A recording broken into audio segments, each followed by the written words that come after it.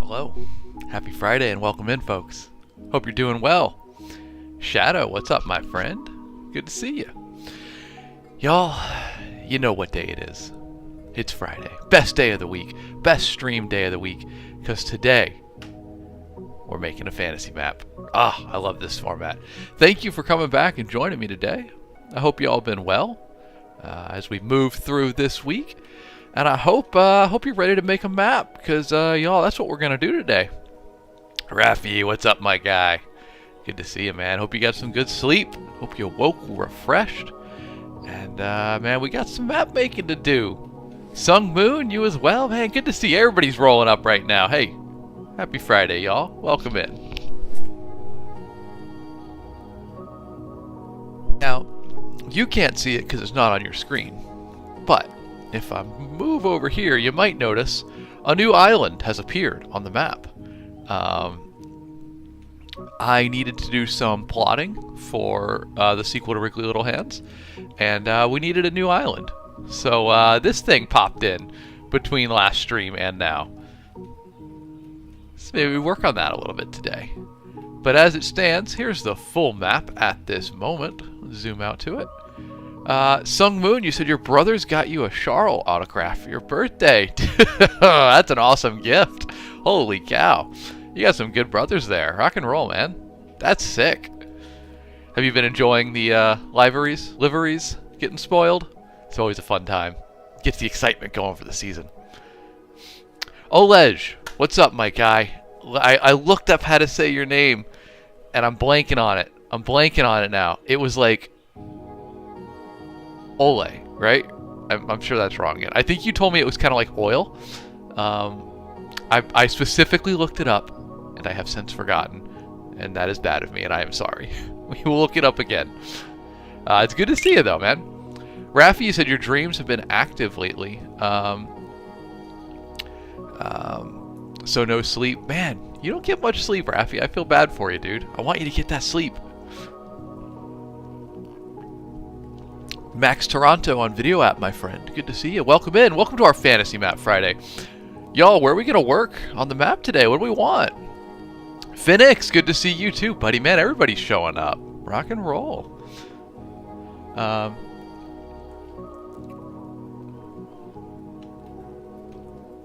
Where do we want to work today? Y'all, I kind of was thinking up in here, because like I said, I was doing some plotting for the book.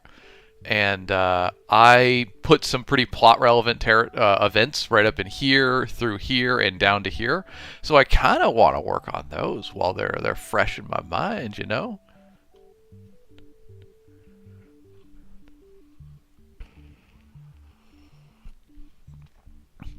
Gleam says, what if I politely ate your map like a big potato chip? I mean, look, I'd be impressed. I would be impressed. It'd be pretty crunchy with all these mountains on it. I feel like they'd be like big old chocolate chip vibes. Oil, I did look up what you were talking about, and I got like a big mountain with a lake on top, or in between perhaps. So we are definitely gonna put something like that in there. It has been earmarked in my head, and we'll get it in there. What I think I missed something from, where was it? Rafi, you said, such is lucid life. I sleep, I nap, no dreams. So I try to nap when I can. Hey, I'm glad you're making it work for you, man. Phoenix, you said you like the circular water area the cursor's on? Yeah, right in here. I'm excited about this too. I finally put some real lore behind this. And I'm excited to get that going. Sir Paint on Video App. What's up, my guy? Good to see you. How you been? Glad you're here early today. Get to hang out with you a little bit longer. GDP, you said, how would I describe my prose? Readable. Probably. For this book specifically, it's probably a little bit whimsical, a little bit rambling, and then gets abrupt with an unexpected joke. It's supposed to be very Terry Pratchett-esque in this book. All right, y'all. I want to... Oh, and Max, you said it is Toronto, not Toronto. I will try to pronounce that correctly. Y'all, we have an island to make in the middle of this, a small one. So we need to, first of all... Oh, nope, that's not right. Paint the foreground the right color. Let's get it our nice temperate land color. I think we were using a little bit of brown in there too, so let me cut this opacity down to half, and we're gonna bloop. There we go. Got to make the noise when you do it, otherwise it's not legit, you know. Looks like Greenland. I don't know. I don't know about that. But anyway, we need to shape it. So I don't love the initial shape. So we're gonna just, I don't have a shape in mind so much. So what I'm gonna do is just go to the randomizer with a rough setting and probably up the roughness. It's at 8 roughness. Let's go up to like 15 or something. And we're just gonna kind of, you know what? I should have gone down on the roughness actually. When you're in smaller brush size, you want to go down. There we go. Otherwise, sheesh. I meant to go to 6 roughness, and I went to 32. There we go. This is a little more of the randomization that I was looking for. And now we're going to go to a smooth brush, and we're going to just kind of mess around with the edges a little bit. Still not loving it, though. I'm not liking our little island. Let's try it again. Seth, we're making this on Incarnate, which is a online map maker. Though they just advertised to me when I logged in today, they have an app now you can download. So that's pretty cool. I almost played around with it on stream today, but I'd rather do our normal programming, play around with it later this week, and the next stream perhaps we'll be using the app instead of the website. Lines and Lore, good to see you. Welcome, welcome. Happy Friday to you. Alright, so I want this island to be like a decent size, but I don't want it to take up too much of the water in here. Thank you for the follows, folks. I appreciate that. And welcome in, everybody. And yes, I agree, Phoenix. Good luck to Oil, who is starting their first book, I presume. Let me know if that's correct. Ooh, that was not a good cut. Let's go to an ad again. Really tiny, teeny tiny.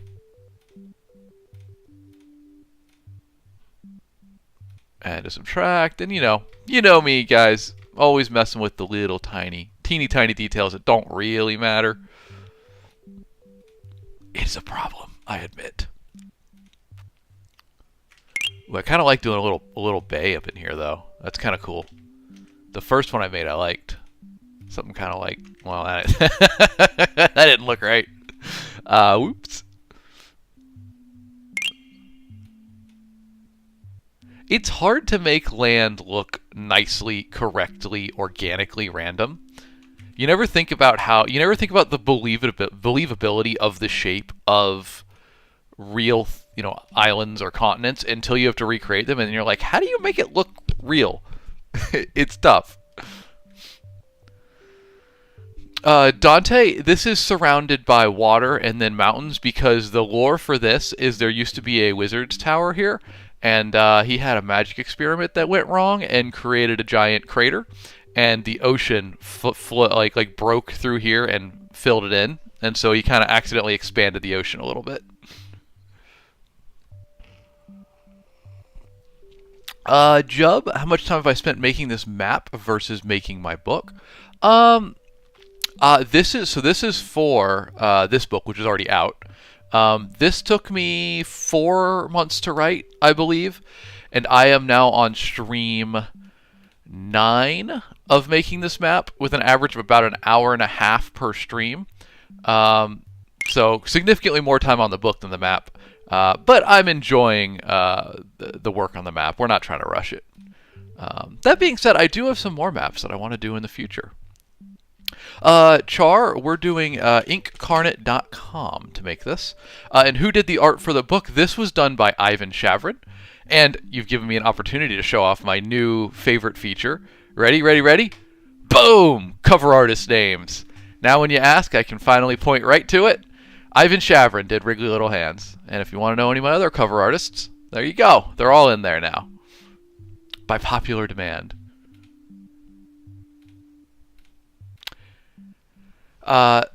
The one Aaron? Is it just the Aaron? You said you're so fast in writing. I'm writing my book for more than a year. Hey, it's just practice.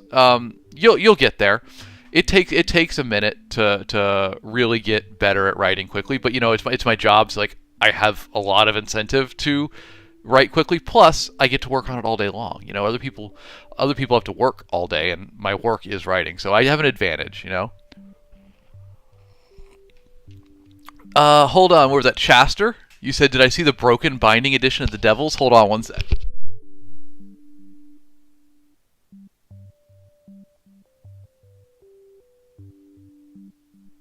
You mean this one? Yes, I bought it instantly, man. I'm in love with it. Look at the sprayed edges on this thing, y'all. This is a terrifying book. I love the art. I saw this copy of Joe Abercrombie's new book, and I was like, yeah, we're gonna do that one. What about you, Chaster? Aaron, you said, is my salary good as an author? Yeah, it varies year to year. I've had years where I've pulled six figures. The average is more, low middle income salary, like $40,000. Always trying to grow it more, but it's very difficult, But I enjoy the work, and that's what matters. Korka, you said those little spikes in the ocean don't make, or in the land don't make sense. The ocean would break them off. Well, they're not in the ocean. They're mountains, like sticking up, because there was a big explosion here. So this is like kind of like an impact crater. That being said, it's a fantasy world, especially for a fantasy comedy book. So like we're getting a little goofy with it. We're going for the rule of fun over the rule of geographically accurate. Chaster, you're planning to buy the broken binding edition of the Devils, but you just got one for Red Rising, so you got to spread it out a bit. That makes sense. They're not cheap. They're expensive editions.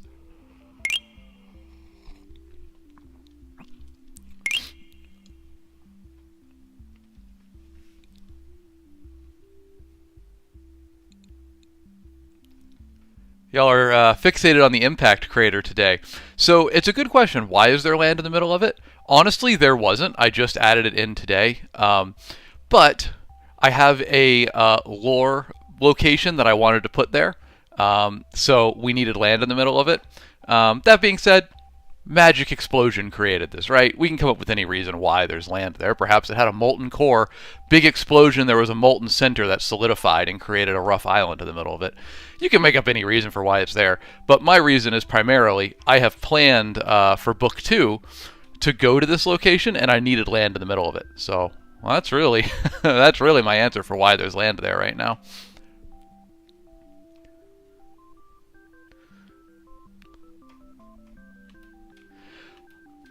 Now, there's a big underground section that's going to be right here. I got to have my nod to Moria in here, but I'm not sure how to depict that, We have depicted, the caverns of Whispering Web over here. They look kind of like a ravine with, like, the spider webs and stuff. I'm not sure that would work for what I'm trying to do over here, so I don't know. How should we depict an underground area, y'all? What do we think? Chicken Fried Rice, what's the book about? So it's right here. It's called Wriggly Little Hands. It's a comedy fantasy about goblins on a quest to retrieve the Dark Lord's doomsday weapon so they can help him defeat those pesky forces of good. But they're goblins. They get distracted. They're bad at their job. Don't put your faith in them. As you can see, things go a bit off the rails. It's out now. If you want to pick it up, links in my bio. Please give it a look. It's very fun. It's very much like a Terry Pratchett or Douglas Adams type book. Very silly. Someone asked if I did the cover art. I did not. The cover was done by the illustrious Ivan Shavrin up there. I could not do art this good. These are real deal artists doing this, man. It's magic that they work to make those covers. I don't know how they do it. Have I gotten any inspiration from RuneScape or World of Warcraft? Well, I played both of those and was a big fan. So I would say so. Not, overt. It's not like top of my mind, but front of my mind. But, oh, didn't mean to do that.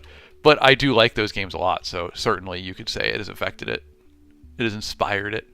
All right, so I want to paint in some climate real quick. So you see we have this white area up here. It's kind of a hint at like cold weather. I want to set a little more of it because I also want to work on this icy area up in here today. I've got some plans for that in the book. So let's go ahead and just finish whiting out this area, and then I'm going to see if we can do some sea ice, some pack ice today.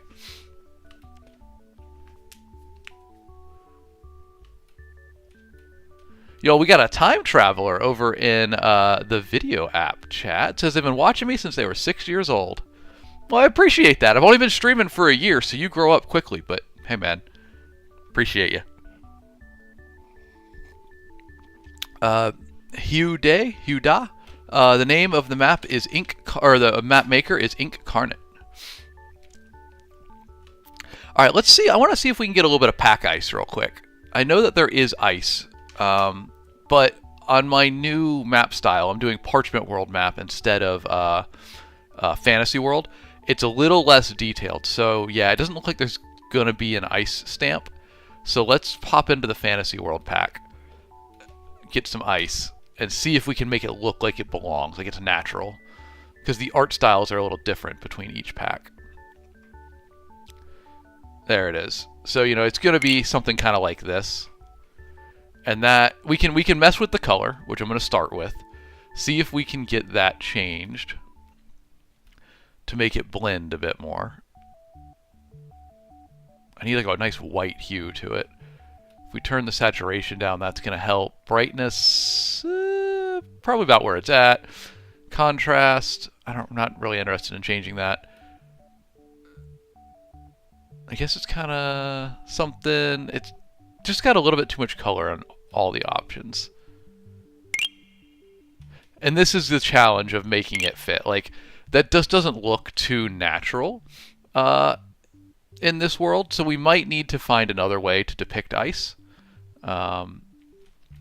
Theoretically, we could, if we want to get really into the nitty-gritty, we could cut this coastline up to make it look like fjords, which typically occur in cold regions. I believe they're the result of glaciers. I'm not entirely sure on that.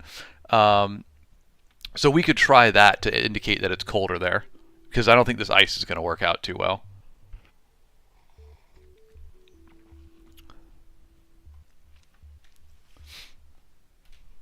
So let's give that a little shot. Let's do some fjords. It's been a hot minute since I've made some of those, so I need to remember how to do it. Typically, I typically here, you know what we're going to do?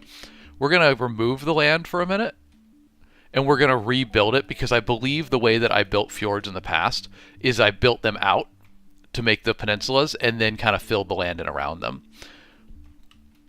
Juraj, you said, what's the book called? Right here. It's Wriggly Little Hands. It's out now. It's linked in my bio if you want to check it out. I'd appreciate it. It's a comedy fantasy. Very silly, very goofy adventure. Zay, you said, do I have any tips for making a character feel more real? For making a character feel more real, what I would suggest is to give them things they desperately want and try hard to achieve, and give them flaws that stand in the way of achieving those things. I think that's those are kind of essential elements that make a character feel the most real. We all have things we want. We all struggle to get them, and that's kind of, I think, what makes us interesting as people. And it also creates a satisfying arc when the thing that the character wants is achieved through growth in the story. That's kind of a core element of progression, I guess. Character growth, that's the word I'm looking for. Sometimes when I get into the nitty-gritty of the map making, my vocabulary goes away. But let's see if we can't make some fjords here.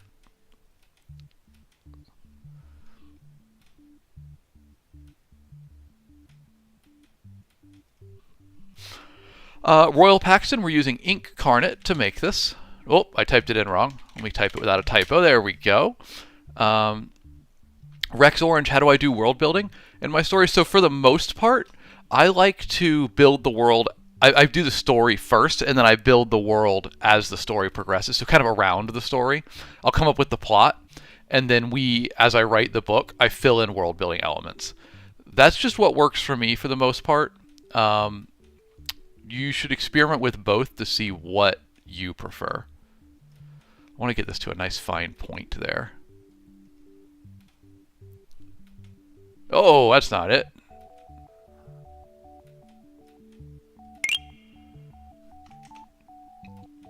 Maybe today's not a fjord day. My fjord skills don't feel up to snuff at the moment. I've made some very nice. Let's go back. Wait, let's go grab my map of the last fjords I made so I can get a little reference material here, some inspiration. Albert, the website is Incarnate. Keith, it does cost money, but they have a free subscription as well. That gives you a more basic access to everything. But I'm on the pro tier. I'm streaming it, so feels like I should have all of the tools to give it the best look I can.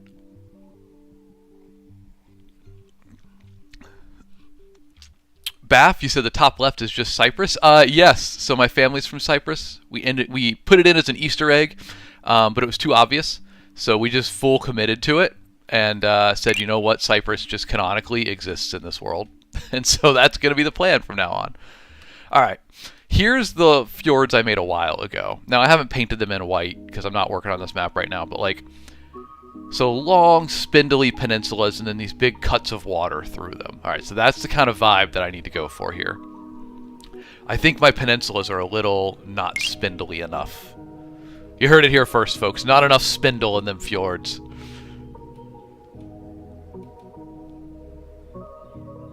Let's get a smaller brush size.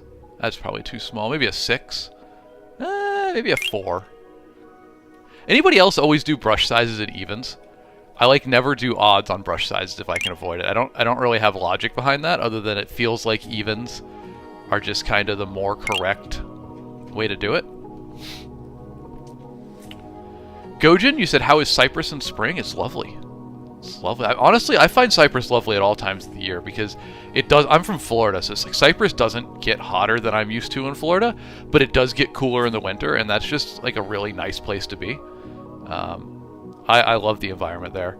I hope you enjoy it in spring. Get some halloumi if you haven't. Pretty much the national dish. It's absolutely lovely.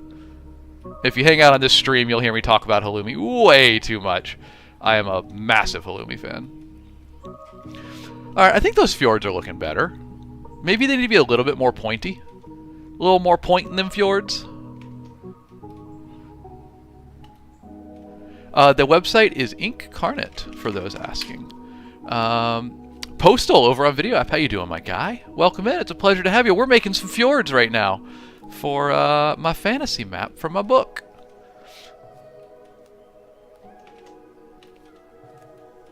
Let's rough these edges up. Get some points. What? All right. Bear with me, y'all. Bear with me. We're gonna do a little cut in here. Does that kind of work? Does that kind of work? Oh, you can't see it. It's underneath the stream text. I kind of dig it. Arnar, you said you're tripping. You live in the fjords of Iceland. Well, you'll be my fjord expert then, my friend. What do we think on the top right here? How they looking? Right up in here. What do you think?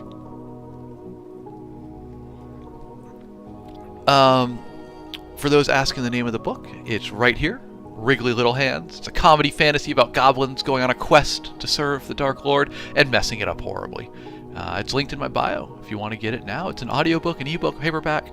It's a lot of fun. I hope you enjoy it. If you give it a try. I'll give a quick zoom out. We haven't looked at the full map in a minute, so a lot of map here we've been working on. We're at the geography stages of it right now, so we're just doing coastlines, rivers, mountains, maybe a little bit of climate, and then we'll come back and we'll start putting in more forests. You know, we got a couple trees sprinkled in up in here, but we'll do proper forests and cities and whatnot once the terrain is laid out. Really, the left bottom 2/3, this whole area is kind of done. We still got to do the top, and then there's like nothing on the right side, so we need a lot of that.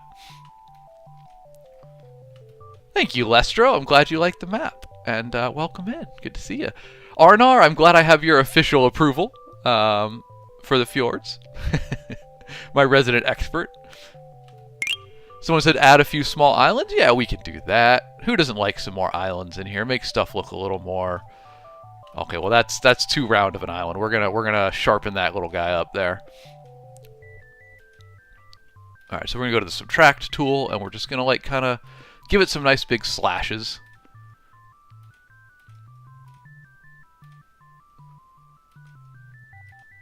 Actually, you know what? Hold on. I'm gonna do these islands a little differently.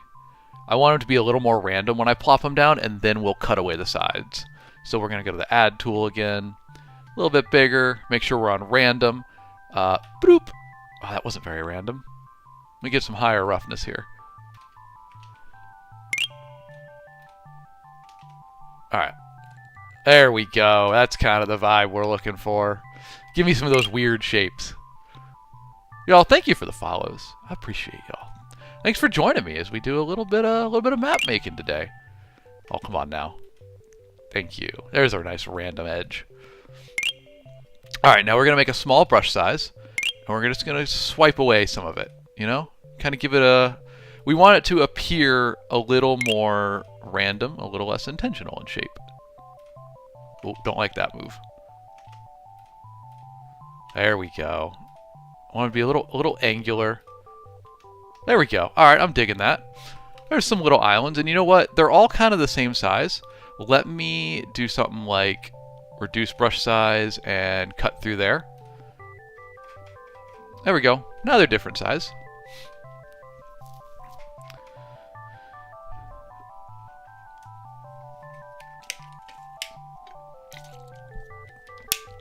SM out of space. We are using Incarnate. Thank you, Vise. You are correct. They do have a free subscription, or they did. I don't think they've removed it. It just doesn't have all the tools that you have on, you know, the paying subscription. Okay, so there's the fjords on the top right. I think we're going to continue it through here, because I really want it to be a cold coast. Ooh, Billy Shears, I love that question, my man. You asked, where does the story mainly take place on the map? Well, I have done a little something here. Oh, SM1, the map maker is Incarnate. I'll put it in chat right now for you. Ah, thank you, Jack Ann beat me to it. For someone who asked, where does the story take place, I made a little route to show you. So, let's turn on the POIs. Let's turn on the route out. So, if we zoom in here, all these little letters are different relevant locations, and the book begins right here, where the goblins live in the swamp, and they go up here to meet with their Dark Lord, and then they go out on their journey all through here. Here, let me grab my cursor so I can circle it better. All through here, down this way, they go across the desert, up to here, and then they have their route back. So minor spoilers, I suppose, for the story, but I had a lot of fun routing them on the map, so we got to show it off once in a while.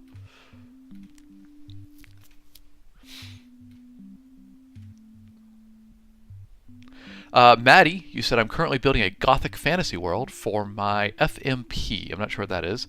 As a third-year concept student. This is sick. Well, thank you. I'm glad, Maddie. Let me know what FMP is. I'm not sure what that acronym is for. MBDTF said, how long have I been doing this map? 9 streams now.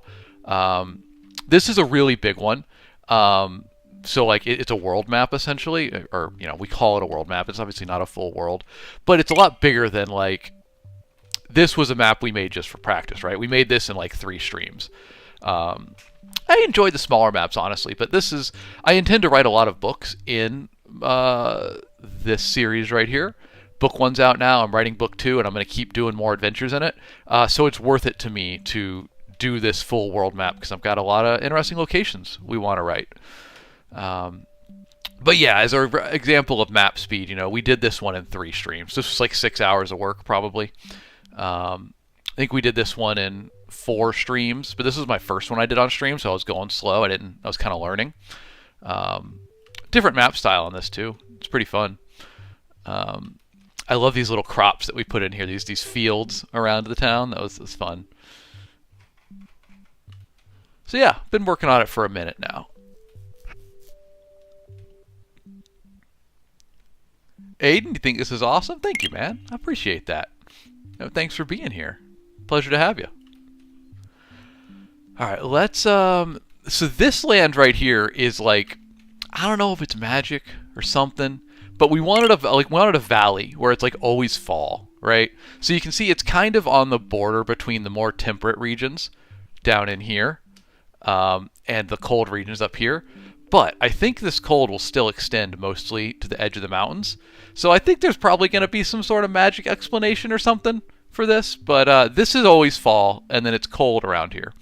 So I don't know, kind of some Rivendell vibes, perhaps. Imladris.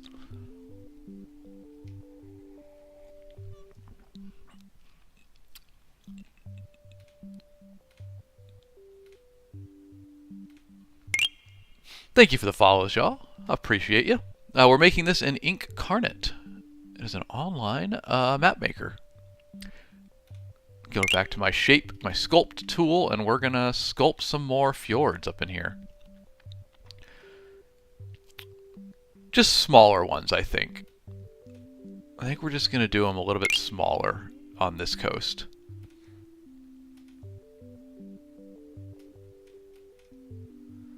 Nothing too grand.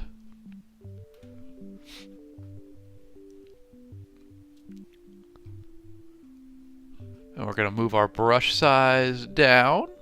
Not that much.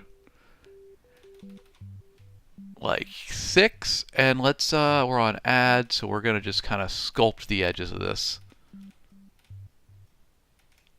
Whoop. That was not the click I wanted. Oh, not that either. I feel like half of the stream is me just going, I didn't mean to do that. Control Z real quick.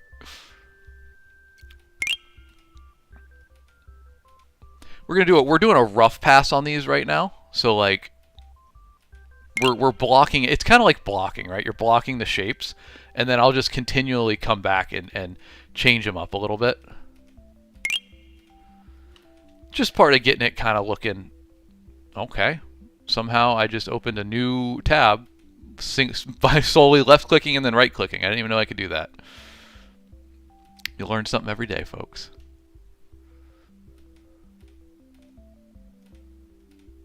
Whether you want to or not. Learning is mandatory here. Alright, I'm not loving how those are coming out, but that's why we just make a second pass. Leisha, good morning. Good to see you. Can you see the whole map? Asked Macy. Yes. We'll get a quick zoom out for you. Y'all feel free to remind me periodically. I forget that new folks join and can't see the whole map. So there you go. The website is called Incarnate. It is an online map maker.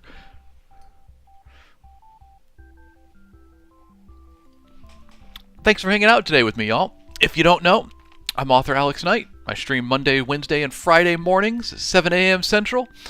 Fridays, we do map making. Mondays, I do Q&A about being an author, publishing industry, all that fun stuff. Wednesday is a wild card. We kind of figure it out as we go, you know? You never know what it's going to be. And if you want the book that this is from, right here, it's out now, an audiobook, ebook, paperback. And check it out if you want to read a silly adventure involving goblins going on a road trip for the Dark Lord and messing everything up. add small boat figures in the water. Yeah, that's fun. I've done that in the past.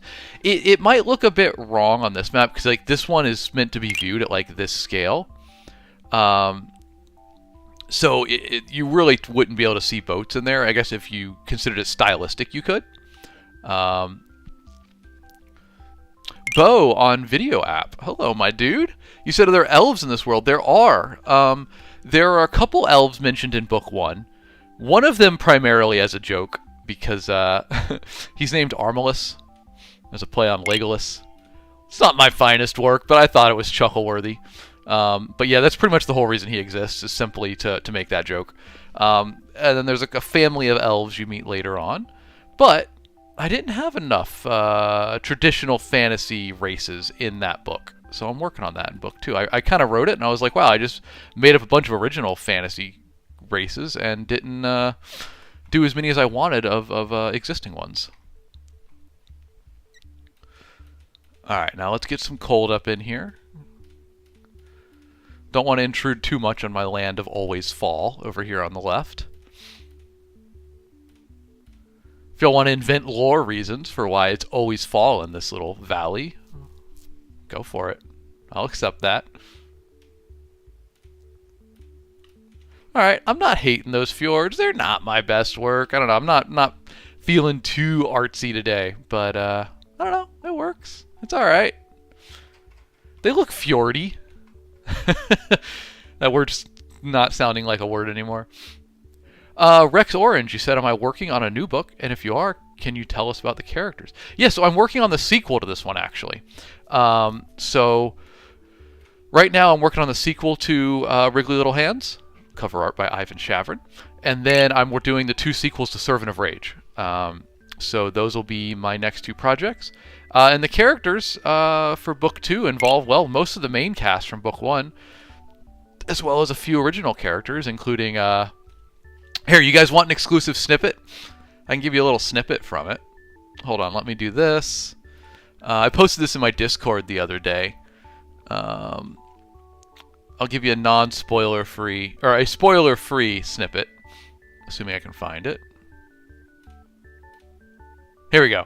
Okay, one of the a snippet from Book 2. God King Thurbane the Maleficent wasn't truly a god, legally a king, or originally named Thurbane. But he did have a lot of money, so all those pesky technicalities could be magicked away through that darkest, oldest, and most powerful of sorceries, law. So there you go. A little exclusive snippet from Book 2. Zach, I am a huge Lord of the Rings fan. Rereading Fellowship right now.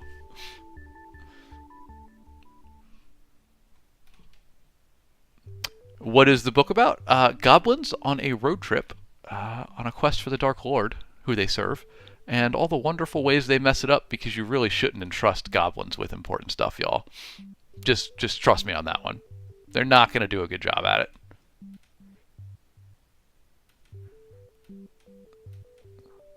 Oh, you know what? Those both bend in the same direction. That doesn't look organically random. Shame on you, Alex.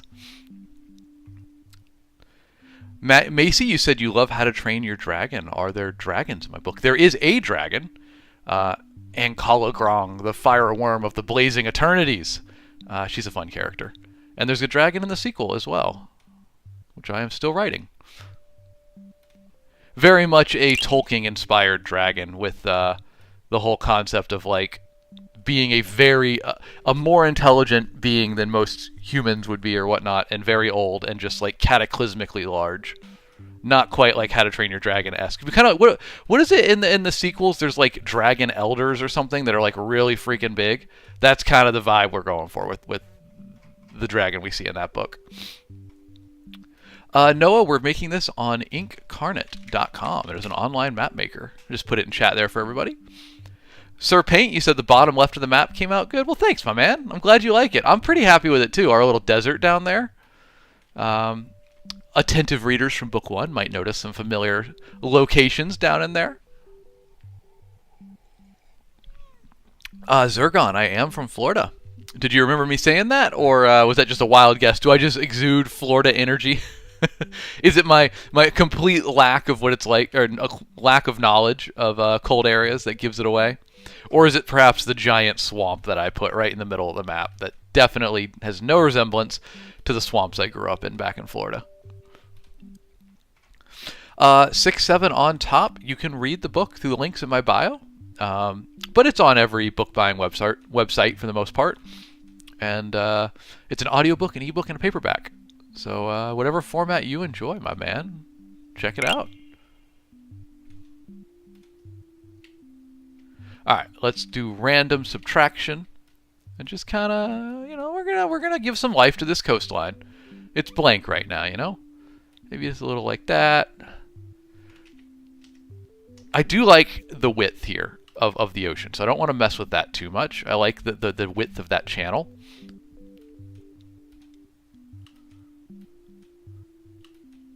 And I don't want to overdo the fjord concept, right? We've had a lot of them. Let's not do too many. We'll get a little bit. There we go. See, I think that's a good amount up there. We'll polish that up, but I think that's a good amount. Macy, you can definitely tell me about your OC creature. Oh, Emil, you've mentioned Lord of the Rings Risk. God, I loved that game. I played the heck out of that game with my friends. We'd stay up all night playing that game. That was such a good game. Oh, you just sent me back with that. I think I actually, God, what did I do? I had a copy of it, and I gave it to a charity or something, which was a very noble thing to do, and I missed the game still. Not that I have anybody really to play it with. I mean, when you're 30s, how do you find 4 to 6 friends to stay up all night playing with you? Esni, we're using Incarnate to make this. It is an online map maker.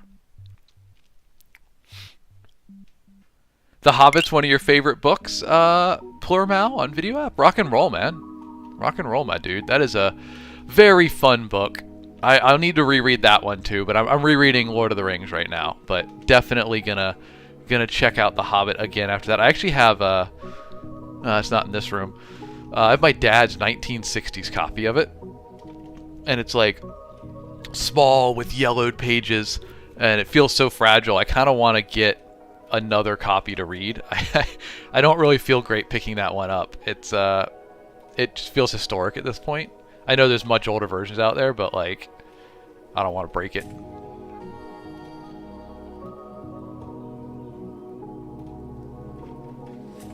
I don't like what I'm doing here with this little tip of land, so we're just gonna shear it right off.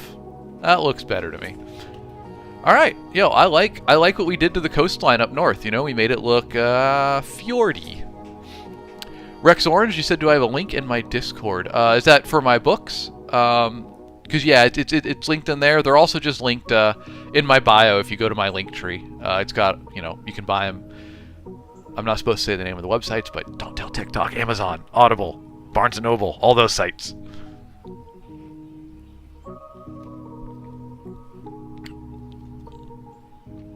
MCF, you said it looks like the Avatar map. I get that a lot. I think it's the color and just the land shape, largely. Makes it kind of look like that. Okay, I'm pretty happy with that northern shoreline. We achieved that. So what next, y'all? What do you want to work on next? I'm not happy with my island in here. It looks a little goofy. It looks like an amoeba or something. Let me fiddle with this for a hot minute. That was nicer. Kind of like that turn of coast. I think we take off one of these little antennae looking. There we go. That looks a little better, though I don't like how round this is. It's a little too perfect. Kind of like me. Dad jokes, don't have a kid. Still get to make them, though. Thank you for the follows. I appreciate y'all, for real. It still blows my mind that y'all come and hang out with me. I appreciate that. It's a wonderful way to start the day. Alright, that looks better. Alright, back to chat. What area do you want to work on next? Y'all let me know. The app is called Incarnate. I just put it in chat for you there. It's an online map maker. I highly recommend it. I saw something about the rivers. Stuart, you said the river splitting off at the bottom looks a bit too linear. You mean right down in here? You said splitting off. You mean down in this area? Let me know what you mean.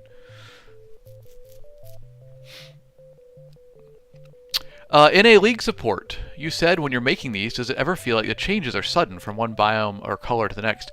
Yeah, it's always a challenge to make it feel more natural.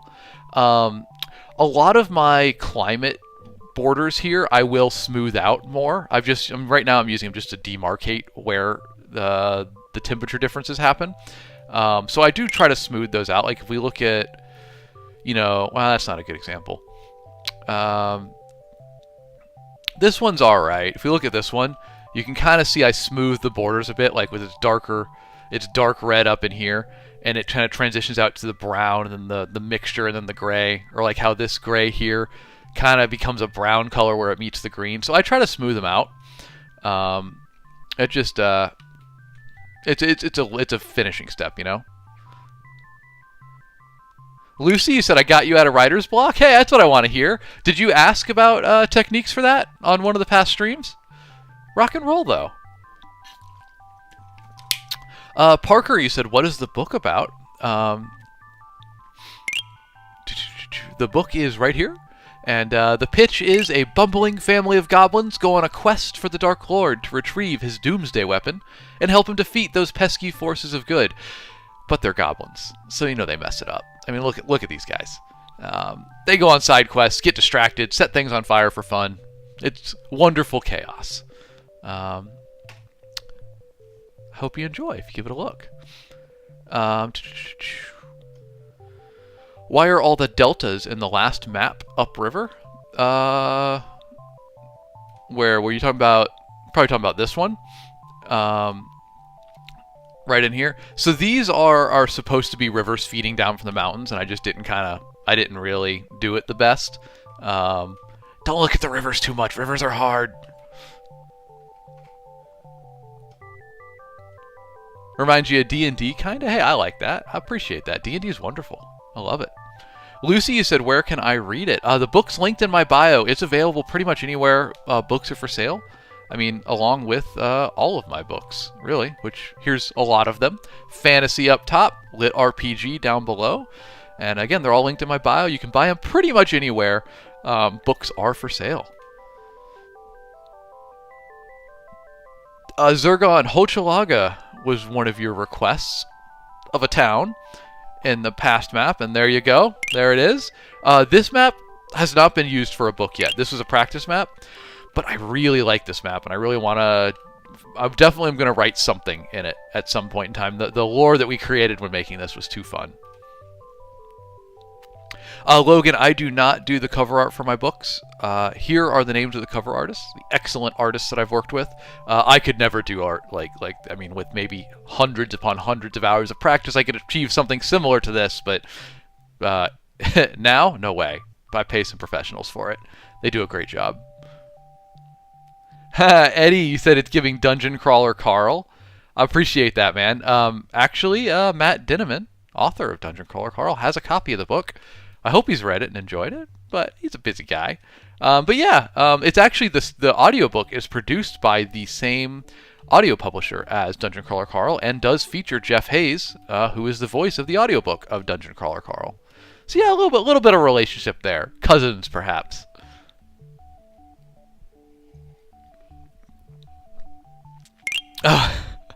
Jake, stay safe, my guy. Jake on video app, y'all can't see it. He said he's just made it into stream before the Class 4 kill storm hits his state. That big winter storm everybody's worried about. Jake, stay safe, my guy. That's going to be interesting. I guess it's appropriate we're working on the cold regions today with that big old storm about to engulf seemingly every state in the U.S.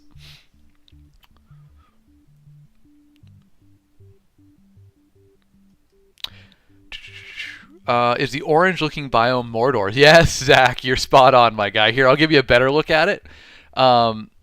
This map is a zoomed-in map of that area with, what I like to call legally distinct Mordor, right up in here, and then the swamp down here, and then the fungal jungle. So if you look at our map, you can see, that's this region right here. But this is the zoomed in view. And yeah, this is the Dark Lord is a big character in Book 1. And this is his legally distinct Mordor up in here. Complete with a legally distinct Barad-dûr. These yellow lines are going to be the lava trenches that are in here. But God, they're so hard to make, y'all. I'm putting it off. It took forever. I took a whole stream just to make these trenches and like the lava lake and stuff.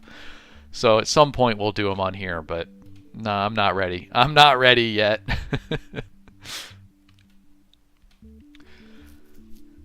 All right, we're doing northern regions today. I feel like, oh, I know what I need to do. I need to get some mountains going on up in here because I have planned the plot for Book 2 is going to take place.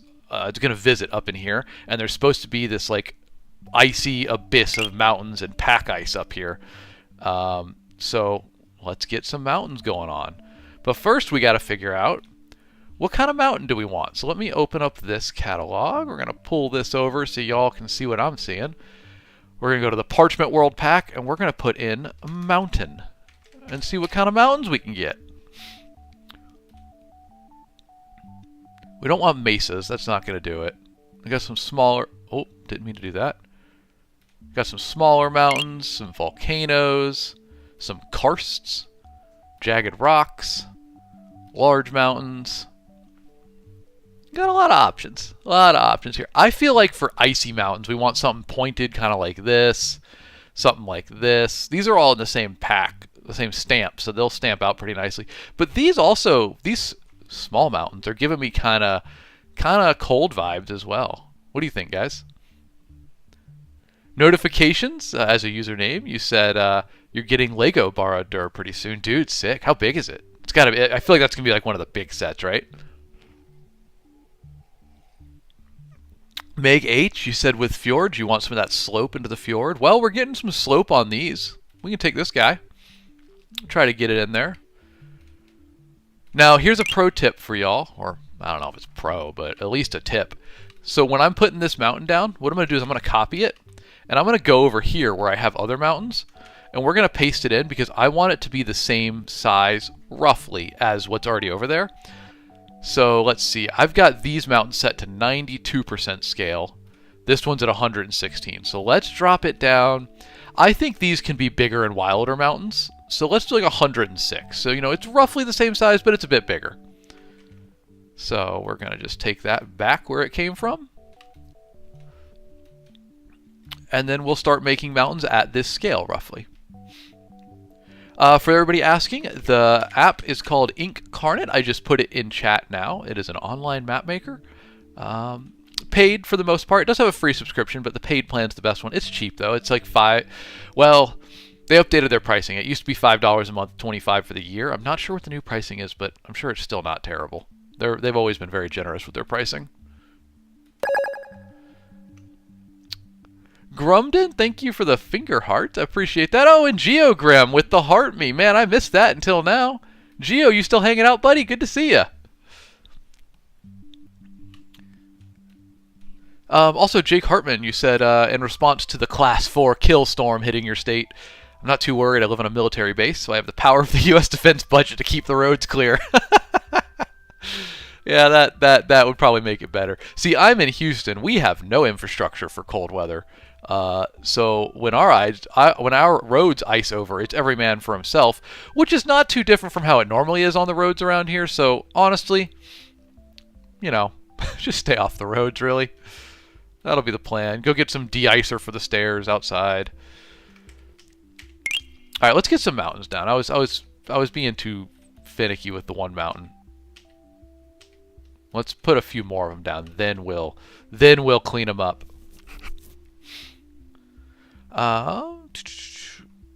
Lori said, "What are you doing with the mountains around the water? Are they cliffs? Why not use cliffs?" You're talking about right in here. So there are some cliffs in there, but what I'm trying to show here is this was a massive explosion. So the land has been like rolled back on itself and pushed out. It's like an impact crater, except it was just a big explosion. But I do love cliffs. You'll see cliffs all over my map. I use them way too much. It's a really fun asset, and it gives great depth to the map. All right, let's get some mountains in here. I've been talking about that for forever now. So I'm going to do something that I like to do is put them bigger on the edge of the map here. Stylistically so. So like they get really large on the edge and then smaller as they come down from it. The idea here, you can see a finished version of it down here on the bottom left. The idea being they almost start to serve as a border for the map. So like they're not actually this huge. It's just like an embellishment, we could call that. We're making this with Incarnate, everybody. It is an online map maker. Just put it in chat.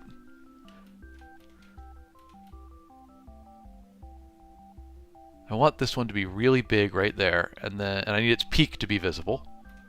And then we'll put a few more in behind it, just to show that they continue, you know? There we go. I like that.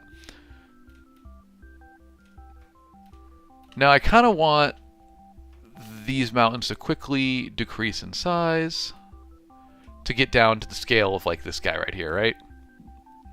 And I think we need to vary up the mountain type a little bit. So let's grab, air quotes, small mountain, and put some of those in here too.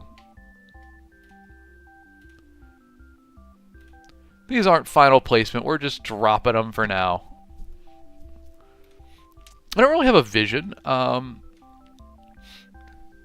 I don't have a vision for where they're going to go, but it's a good start just to kind of plop them in there, and then we just finesse and finagle, make them feel like they're in the right place.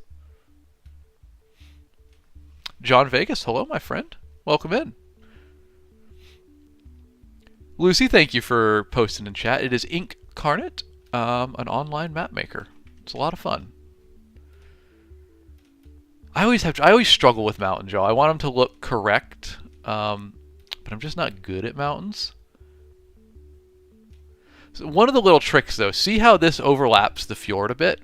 What I'm going to do is I'm going to grab my Add Land tool with a small brush size down to like 2. And then we're going to paint in the land where the mountain is. Let's move it a little bit, because I want it to show that it's kind of in front of the water. Kind of like that. And then we're going to add a bit of land right in here along the edge of the mountain.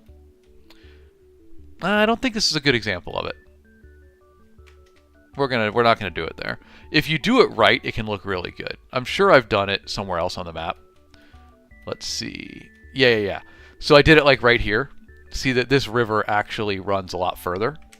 But when you move the mountain over it, it gives you that illusion of depth. You can see it again happening right in here. Just a cool little trick. The lake with the island in the middle reminds you of Cyrodiil from the Elder Scrolls. Could see that. I'm a big Elder Scrolls fan, so I wouldn't be surprised if some inspiration crept in there. Thank you for the follows, everybody. I appreciate you. As we finagle these mountains into something that looks vaguely sensible. It's so easy to go overboard with mountains. You know, you don't want too many of them.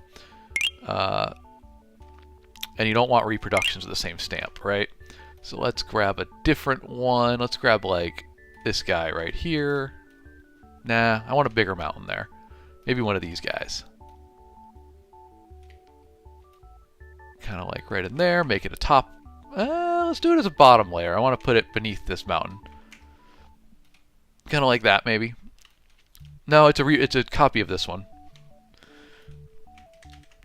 That guy. That one looks better.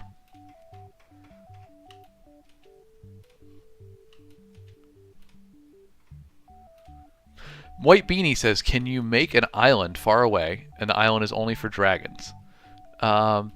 Well, funny enough, there is a dragon that lives up in these mountains that I have planned in Book 2 that we will meet. I guess minor spoiler there.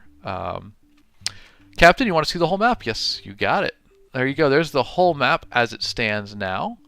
A lot of different things going on here, and like I said earlier, we're just doing the geography stages. We're putting mountains, coastlines, rivers, etc., and a little bit of climate hints, and then we'll come into a pass for foliage, cities, all that sort of stuff. Someone asked, is this the old Incarnate or the new one? This is the new Incarnate, Incarnate 2.0. And we're using the Parchment World map pack. Nick, this is the map for my Goblin book, Wriggly Little Hands. Available pretty much everywhere books are sold now, and through the link in my bio. This is the map for it, and for book 2, which is what I'm currently working on, considering book 1 is out.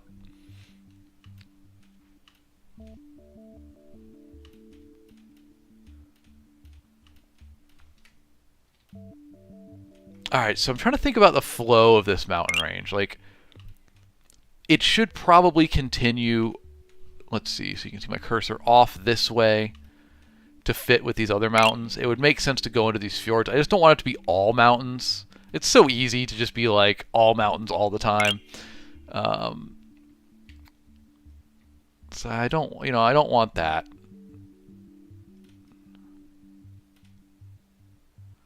Let's get some mountains in these fjords, though. We're gonna sculpt the land around these a little bit. Ooh, that one fits right there on the coast. I like that. Size it up a little bit. Ooh, I like that a lot. Look at that, it just blends right in. We're making this on inkcarnate.com. The Farm, you said, how did I decide I was just going to write a book?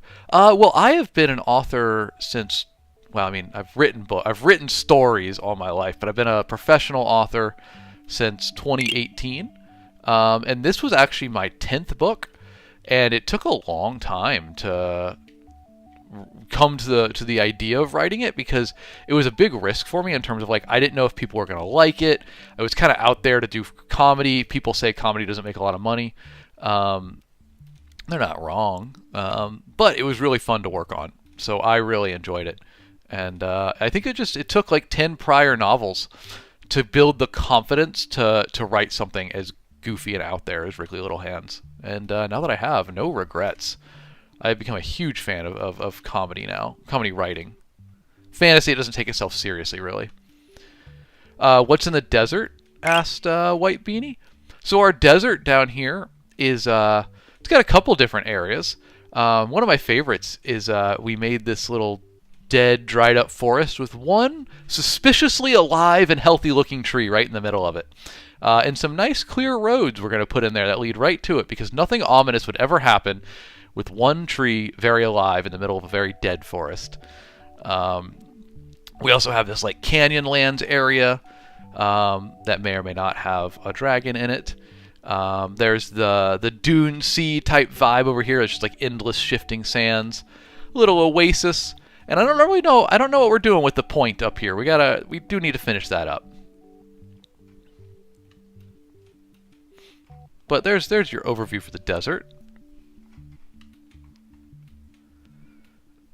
There's the full map until we get back to our mountains up north, which at this zoom level there's clearly too many. We need to thin that out.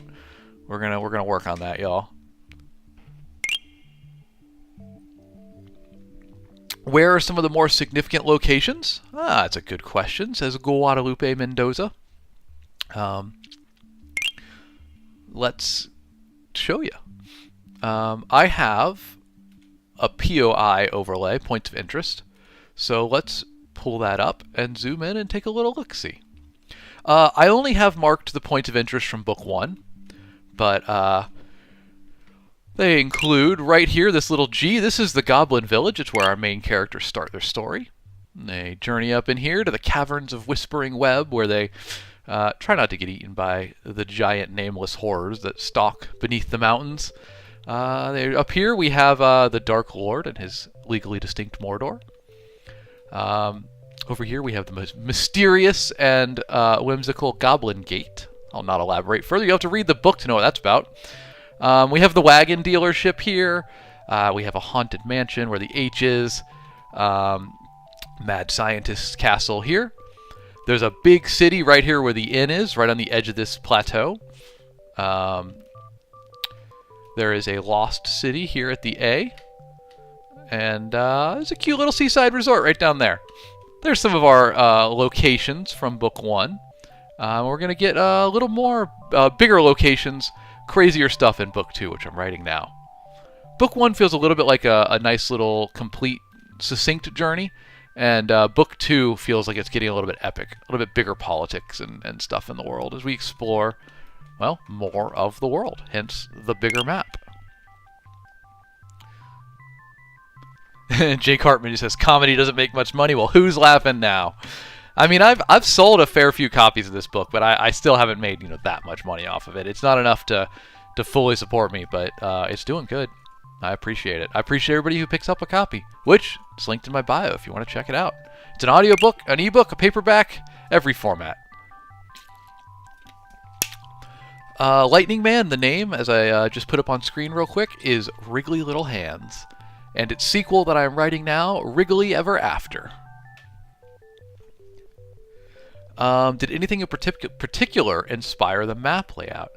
A lot of trial and error, and I wanted to make it not look too much like anything in real life. I didn't want it to be too recognizable. I still get like, oh, it looks like Northwest Russia, or it looks like the Middle East with changes and whatnot, but humans we identify patterns even when none exist. Of course, I say all this while having literally the country of Cyprus on the map. There's some backstory to that. Don't worry about it. John, there is a large swamp area. This right in here, I got to put the trees in there.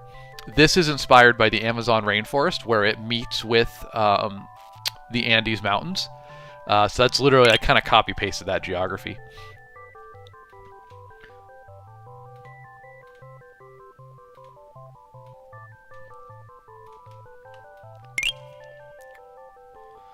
Have I ever played an Elder Scrolls game? Yeah.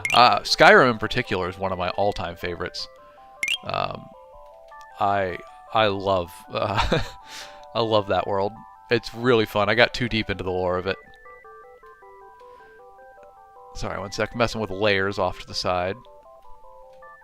Trying to move. I'll just turn it off for now. There we go. I have a couple reference materials there that get in the way when you can't see past them. All right, here we go. Simply, I was probably working on a different map if you were looking at it months ago, because we made this map on stream. This was a fun one. We made this one. We've made a lot of maps on stream, but we have been working on this big one for a hot minute now. So you might have seen this one. I think we started this one probably November. That'd be my guess, if I had to make a guess.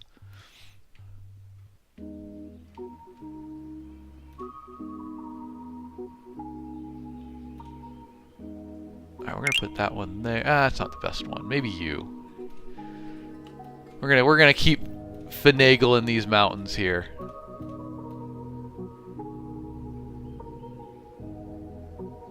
Alright, this is really teeny tiny details, but look, see how this mountain overlaps the water? I'm gonna follow up on that by adding a little bit of land there at the base. So now it looks like it is bleeding down into the water, That was maybe a little bit too heavy-handed. And then we're gonna just make it a nice, sharp coastline there. There we go.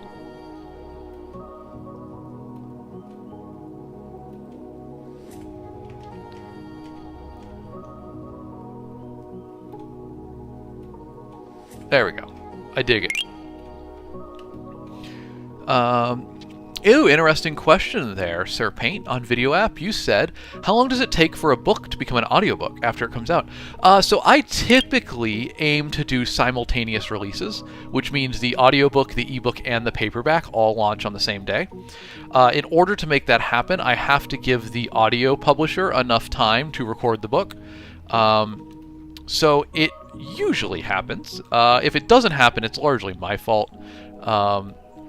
But Sound Booth Theater, who I'm working with for the audiobook on this, they have been recording in about 2 months, depending on how their schedule's doing.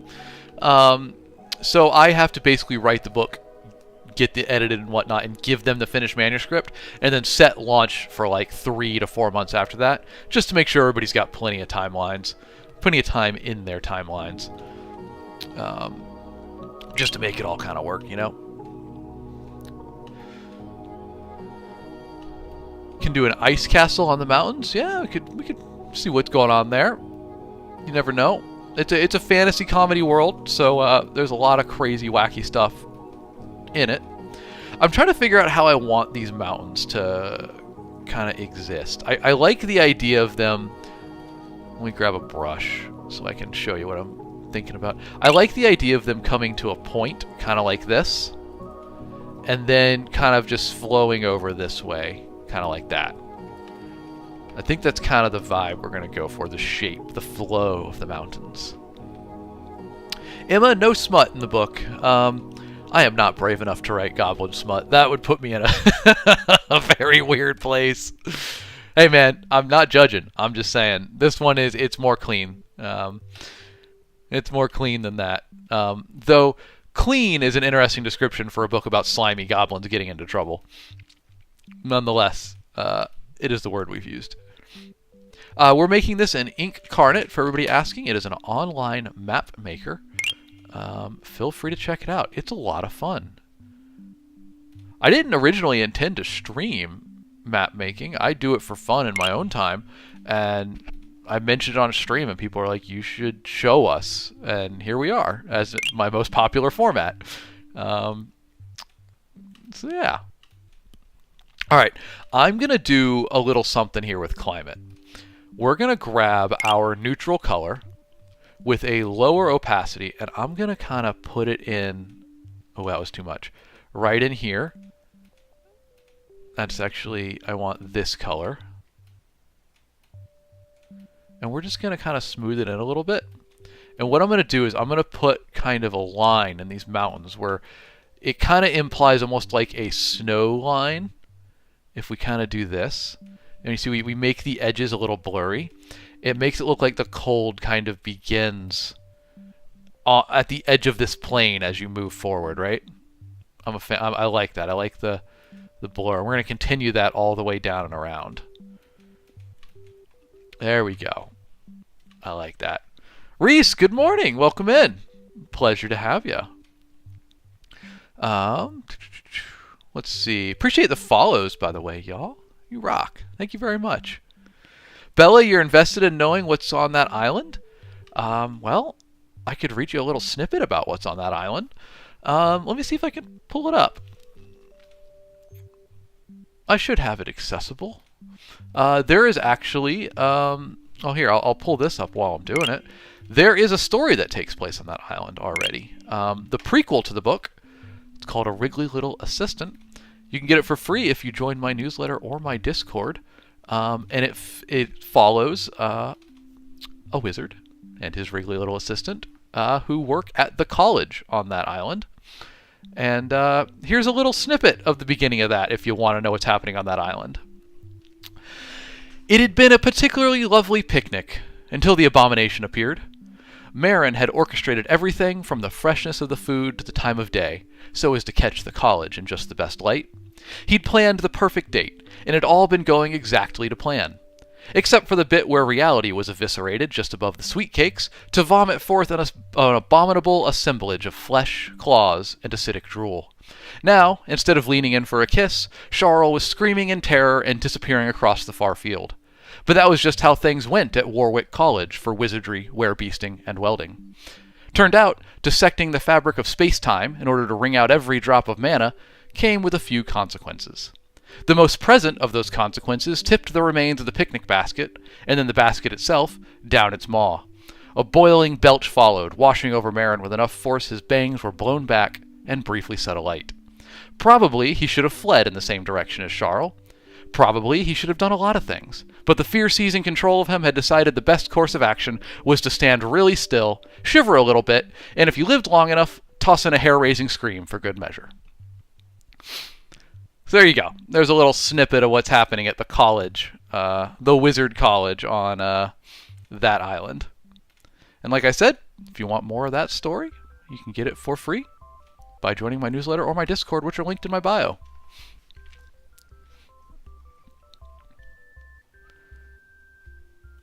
Alright, let's keep working on these mountains here.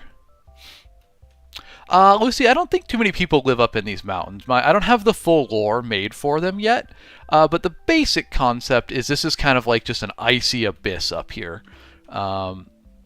Largely wilderness.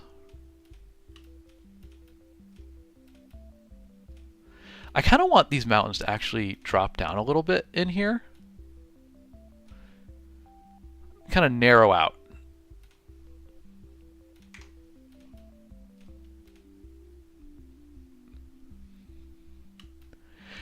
John, you said it would be funny if one random dark chapter popped up in the book instead of comedy. Well, that's actually, you're kind of hinting at kind of the vibe I was going for with it.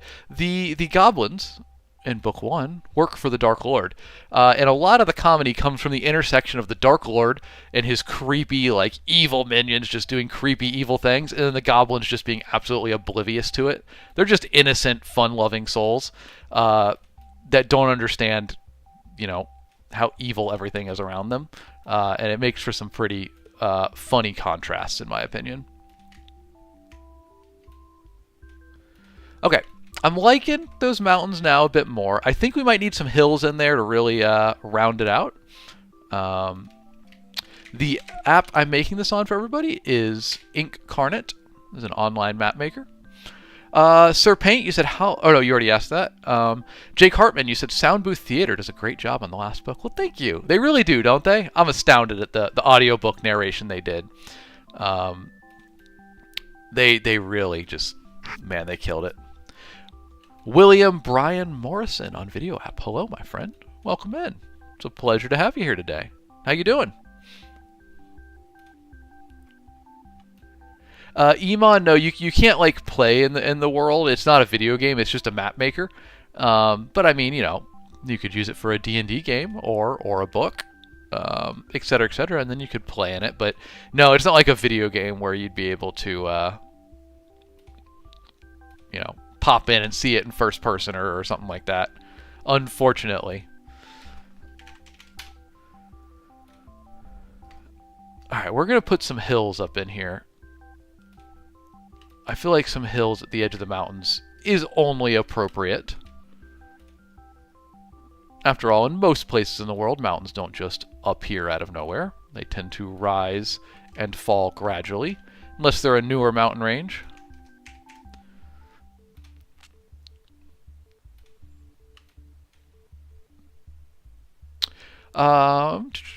Jacob, you said, how small did the scope of the project start? What was the workflow like for starting to expand? Well, I almost called it a game. We're talking about so much about games. The book itself, I honestly had only the barest concept of, I want a goofy family of goblins. I literally thought to myself, I love road trip comedies from Planes, Trains, and Automobiles, Griswold Family Vacation, that sort of stuff. I love road trip comedies. Euro Trip. And I wanted to write one of those, but in my wheelhouse, fantasy.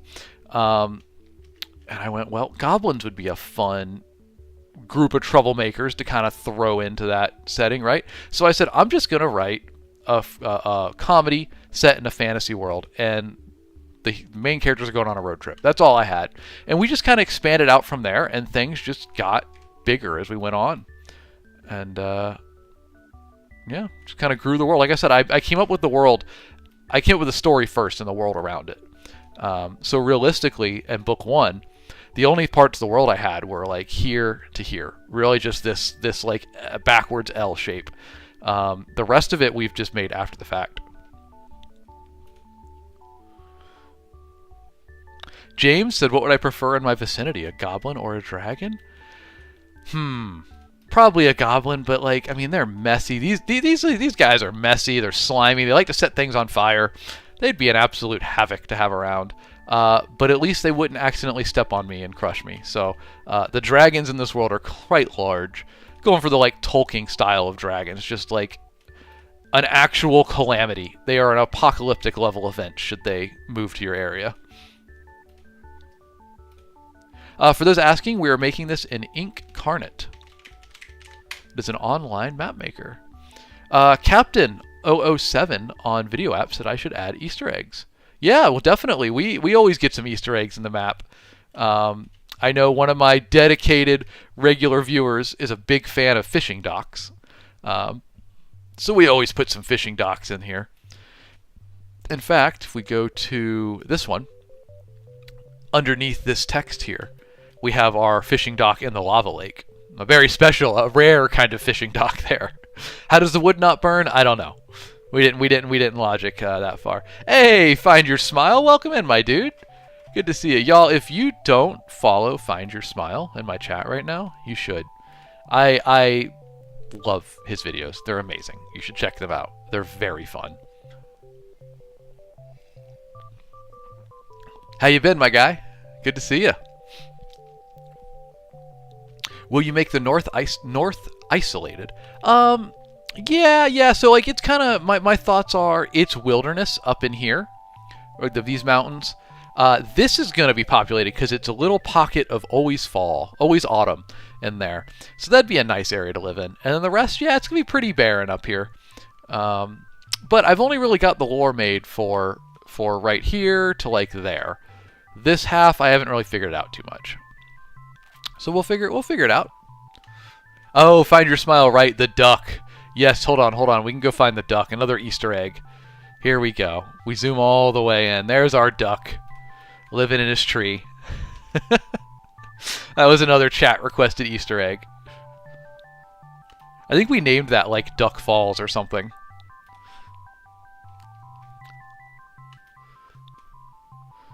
We are making this with inkcarnate.com. It is an online map maker.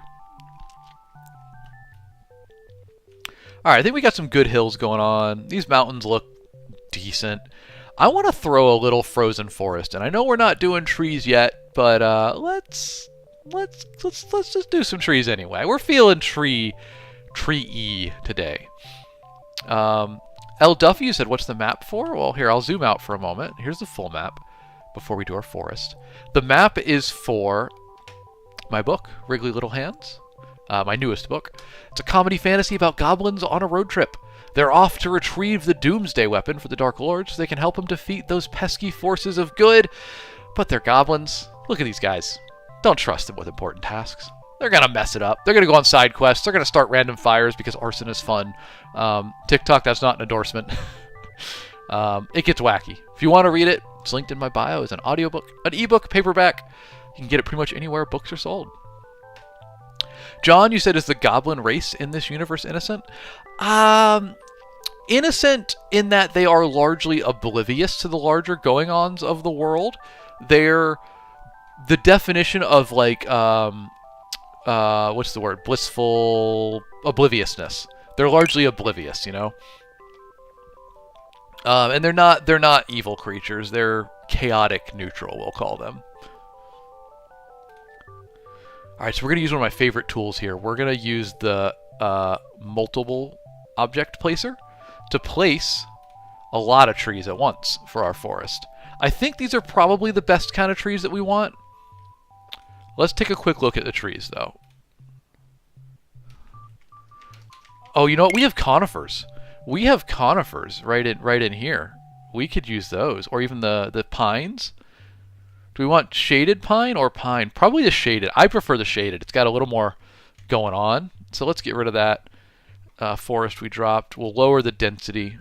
And let's just start plopping some forest down in here. That density is probably still too high. I don't want it to be incredibly dense. Alan on Video App, welcome in, my dude. Good to see you.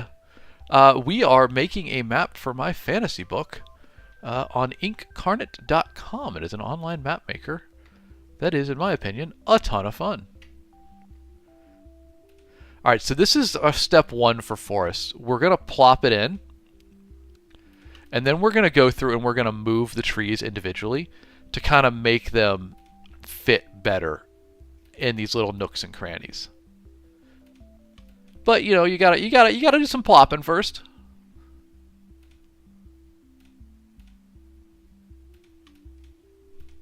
Just a nice way to just throw them down in there. I feel like I want them to start at these hills. All right, that's a good starting point. Alex, you said you used to look at the map in The Hobbit when you were younger. This reminds you of those vibes. Dude, I appreciate that. That's kind of what I'm going for, because I still look at the Lord of the Rings maps all the time. I'm a sucker for maps. Also, I'm a Potato said, add a giant spider den. Well, my guy, are you in luck? This right here, it's not labeled on this version of the map, but if we go to the zoomed in version, that is the Caverns of Whispering Web. It's not a ravine. This is just a kind of cutaway we've done. Deep beneath the mountains, there is a very dark, winding series of caverns full of all kinds of horrors who have haunted the world since the first sunset. Mostly spiders. Very, very, very, very big spiders.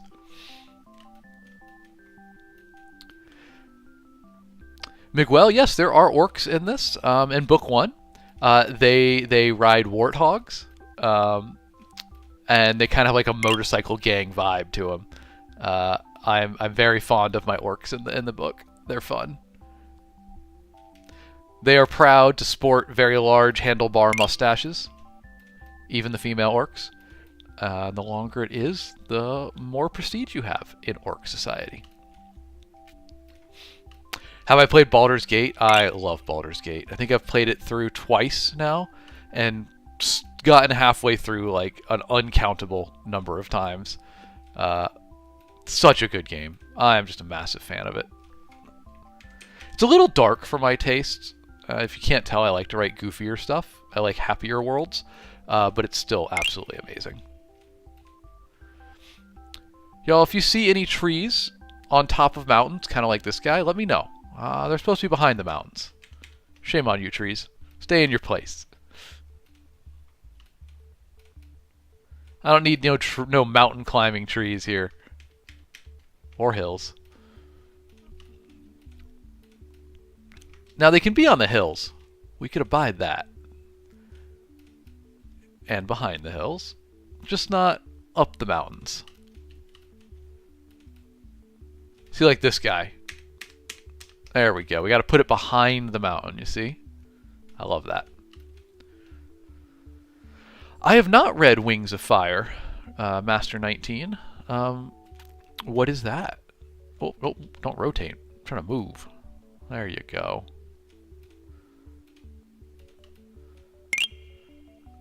Some of these trees are a little dense for my taste. It's nice to have forest, but you also need to have gaps in them. Otherwise, it just looks like an ocean of trees, which is fine if that's the vibe you're going for, but can get monotonous. So sometimes you just got to jump in here and spread them out. Contrast makes a nice forest, in my opinion. For those asking, we are using inkcarnate.com to make this. It is an online map maker. A lot of fun, in my opinion.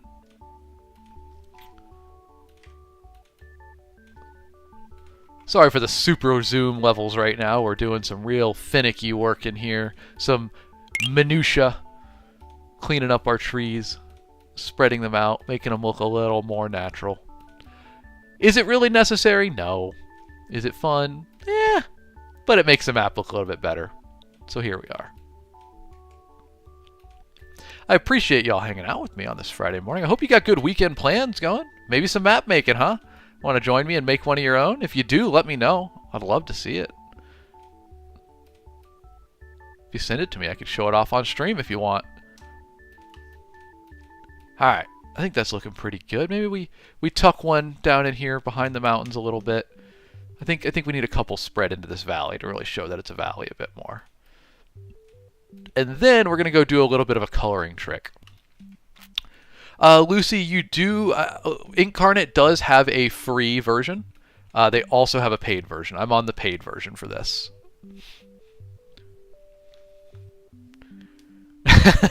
Jake Hartman on Video App says, a rogue tree climbing a mountain. I think you're referring to an int. I think you're right. I think you're right.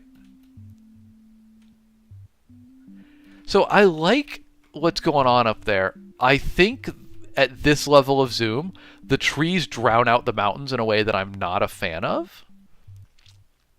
I think what we might need to do is just clear the sides of the mountains a little bit. Let's have a bit of clarity where the mountains come down to the land. I think that that will make them stand out a bit more.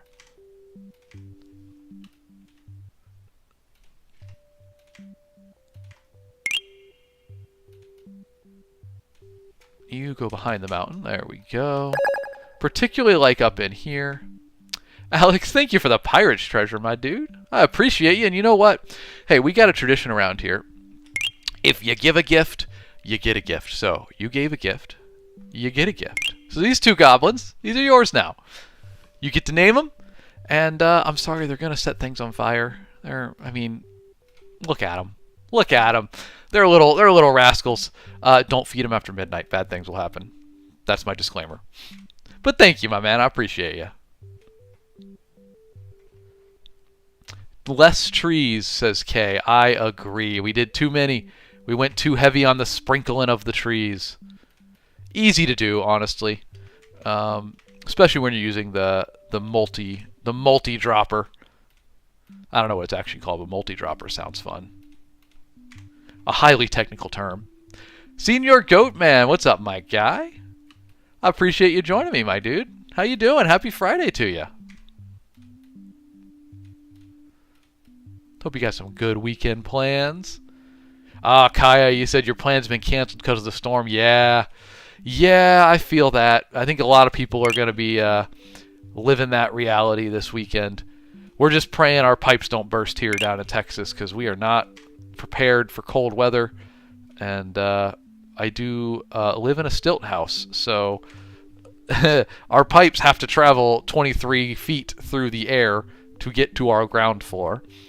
And that's not good when the air temperature is going to be in the 20s. Putting a lot of faith in that pipe insulation. Tell you what.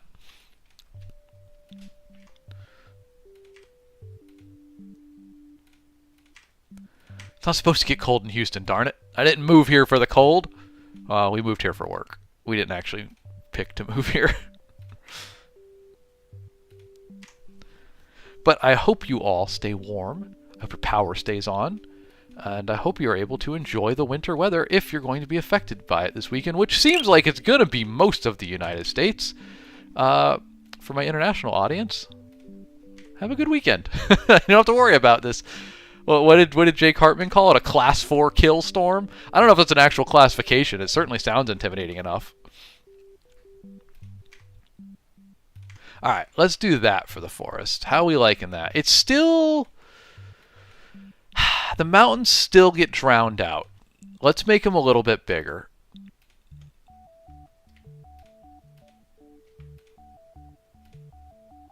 Nope, not rotate. A little bit bigger like that. Nah, I don't know. I'm not sure.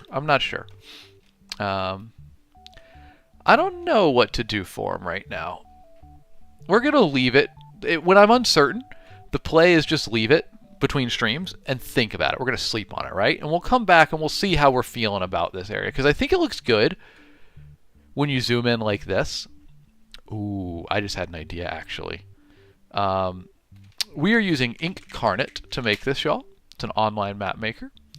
I have an idea here. Let's give this a sneaky little try.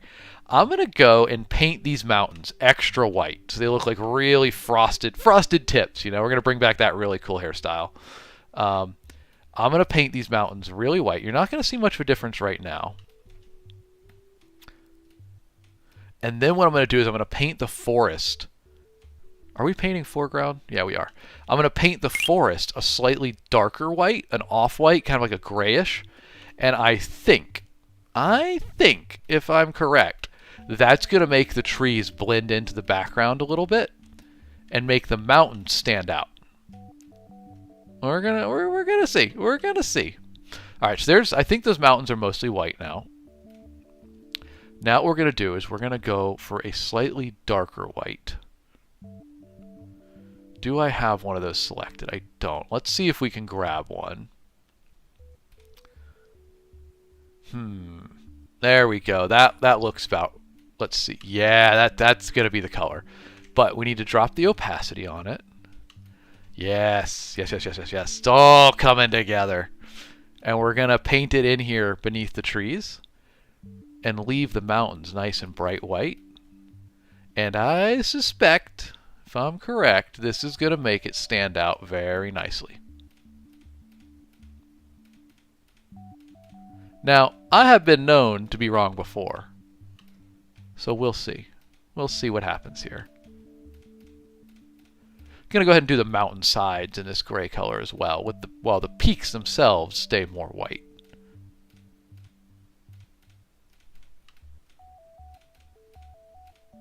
Alright, did that achieve our desired effect? I think it helped.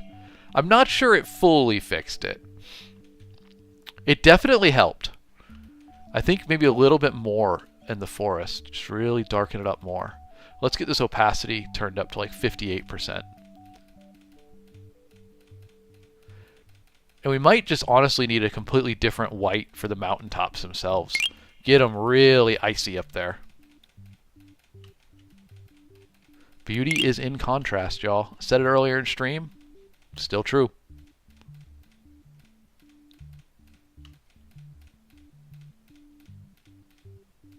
Okay. Let's go back to our... I need to favorite that brush. And now we're going to put the opacity all the way up, and we're going to make these mountaintops stand out. I think we still need a brighter white. I don't know if we have that. That's kind of yellowy. I don't know if we have a brighter white in this pack, but we can make one. We can make our own color. We're going to do some paint mix in here, huh?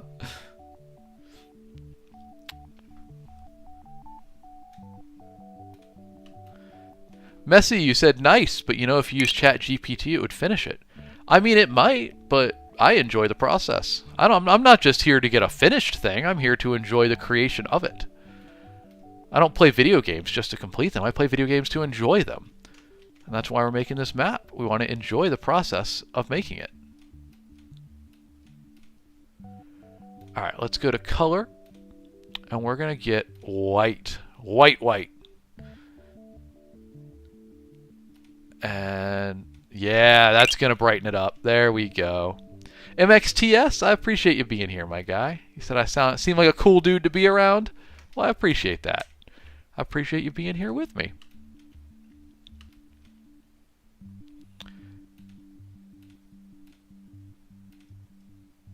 Chase, you said I should make a copy and give it to ChatGPT and see what it comes up with. I'm good. I'm pretty anti-AI. I believe in the sanctity of human expression through art. I don't need a computer to do its best guess of what this should be. I want to make this with feeling and intent and vibes. Oh wait, where was Joseph Baker, author? I just realized something you said earlier was a Joe Abercrombie reference. My dude, you know how to go right to my heart. I appreciate it. He said, "Say something for Alex Knight. Say he's an artist." Y'all, if you haven't read Joe Abercrombie's books, you should. That's a phrasing he uses a lot, and it's pretty good. I appreciate that, my guy. Y'all, thank you for all the follows. Appreciate those coming in. All right, let's see. Did that? Now, they're probably a little too white in those mountains, but I do like it. Like, look how much they stand out now over the forest. That's pretty sick. I like that.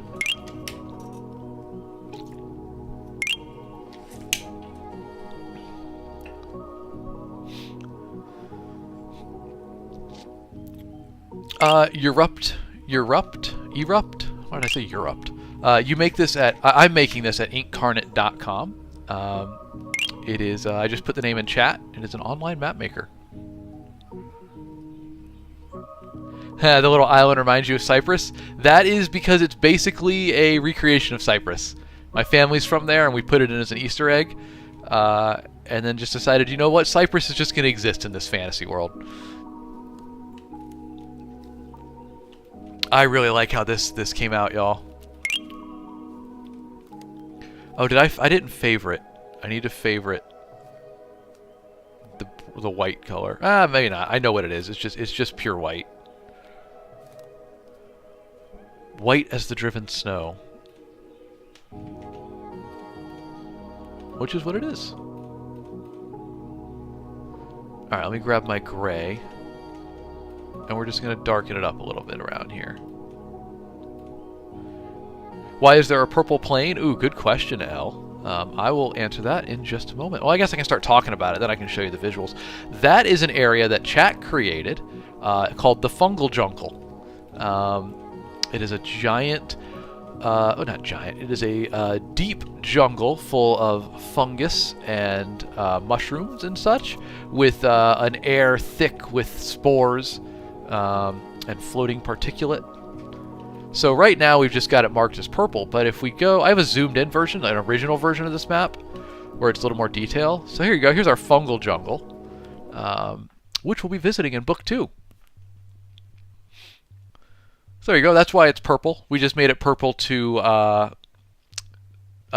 signify that's where it's going to go. And we'll do the details on it soon. Cheese is tasty. Ooh, I agree.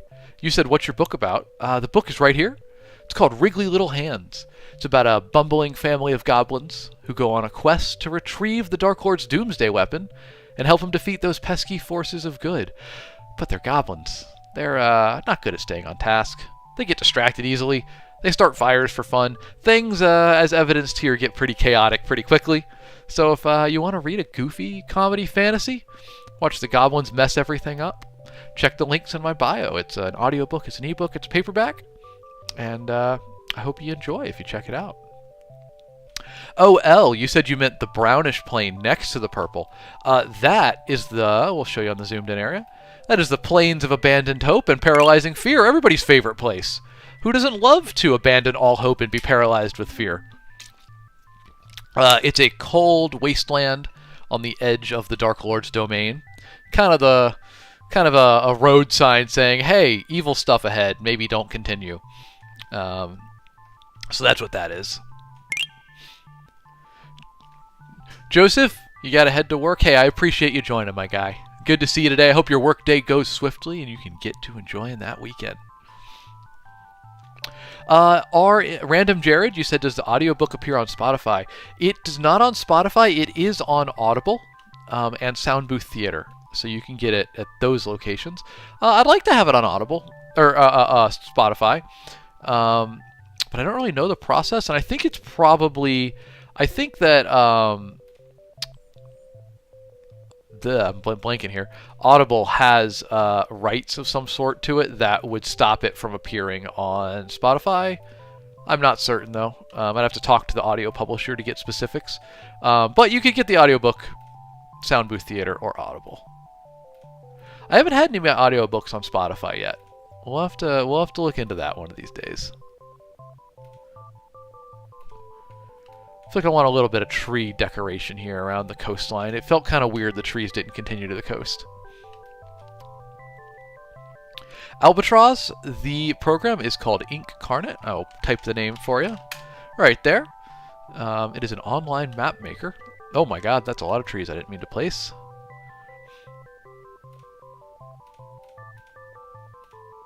That's a lot of fun. I would recommend checking it out. Alright, now we're going to do one of my favorite things here. We're going to mix some trees together. So we got these pine trees for the cold regions, right? I'm going to sprinkle in some of these more, I don't know, normal trees, not distinct trees into here. For where the warmer area down here on the left meets with the colder area.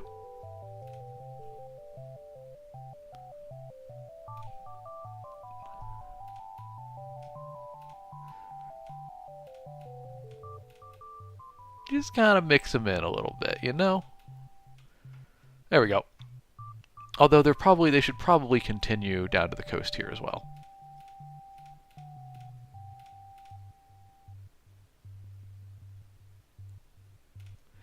Ah, yes, the most riveting stream where Alex sits and contemplates the placement of every single tree on the map that once you zoom out, you won't be able to see. Let it be known, folks, we make nothing but the most engaging content here.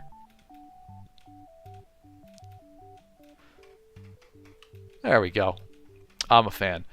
Y'all, good progress today. I'm digging it. I love this northern area that we worked on. That's pretty sick.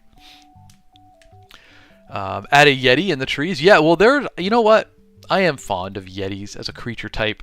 I think it's safe to say that some would exist in this world, and if they were going to live anywhere, this cold northern wasteland that we've just done seems only appropriate. So I think you could go ahead and say, yeah, there's definitely Yetis up there. Rod, you said, is the free version of Incarnate worth it, or should you just go to the paid version? I had a lot of fun with the free version. I used it for a while, but once I started streaming, I went to the pro version. I liked the pro version a lot, but the free was always free was good enough to, you can use it in perpetuity, but it's good enough to learn if you like the map making enough to go for the paid version. So feel free to use it kind of like a trial, you know, and see if you like it or not. It's nice though. It's a free trial that functionally does not end, which is good. Ronnie, you said overthinking every detail is your favorite gaming tactic. We get along for more reasons than one, but definitely that one. I don't know though. In gaming, I don't really overthink too much. Well, okay, no, that's wrong. I overthink lore things too much, but like in combat or whatever, man, it's all vibes. Just figure it out. But backstory, lore, characters, oh god, yeah, I gotta overthink that all day long. Y'all, what's your D&D class? You gotta pick one. What are we working with here? A tough question for me, honestly. I always struggle with this one, speaking of overthinking.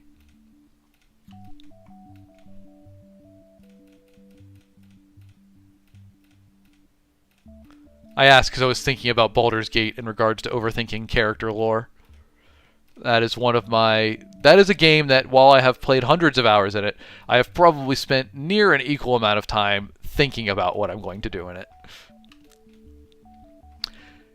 Keystar, you said, is it weird that I want to read your book just from this map? Well, no, I don't think it's weird. In fact, I'm pretty excited about that. I appreciate it. It's linked in my bio now, if you want to give it a read. It's pretty goofy, feel-good, fun adventure.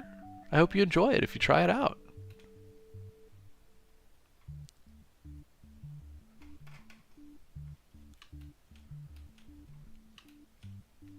Let's go ahead and get another mountain up in here. Maybe a smaller one. No, you know what? I don't dig it. But we definitely need some trees. So let's go. We're going to use our area tool. Not for mountains. I don't want to put multiple mountains down. I want to put multiple trees down with the area tool. There we go. We're just going to splotch these bad boys back up in here. Let them bleed off the edge of the map in a way that feels so unplanned, completely organic and natural and random. At least that's the goal. I never felt more like Bob Ross than when sitting here working with trees. As someone said in chat a minute ago, a happy little tree. There we go. I dig it. That north's looking good.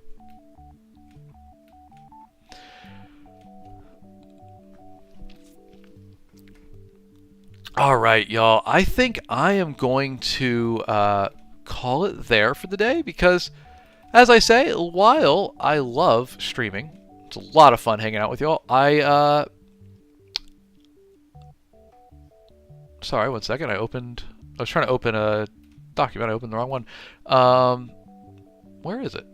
There we go. While I love streaming, I do have to write books for a living and sell them. So I need to get on to that today. So thank you very much for joining me. Been fun. Have loved having you all here. Good chatter, some good progress on the map. Look how much progress we made on the map, man.